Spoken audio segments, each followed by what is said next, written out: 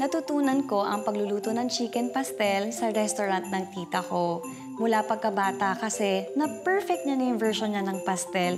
Kaya naman ngayon, ipinasa niya na sa akin yung recipe niya. Hindi ko nga iniiba yung timpla para ma-preserve pa rin yung sarap tulad nung sa panahon ni tita. Nako, sobrang lakas nga nito sa mga customers ng restaurant ni tita, lalong-lalo na tuwing Pasko.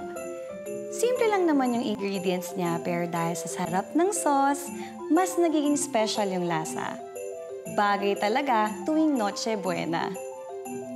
Ngayon, ipinaubaya na ni tita sa aming magkakapatid yung restaurant niya. Siyempre, masaya ako kasi may papagpatuloy na namin yung negosyo niya. Lalong-lalo na yung recipe na ipinamana niya sa amin, ang chicken pastel.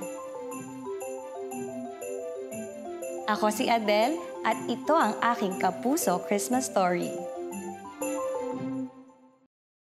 May Kapuso Christmas stories ka rin ba? Share it with us in the comments below.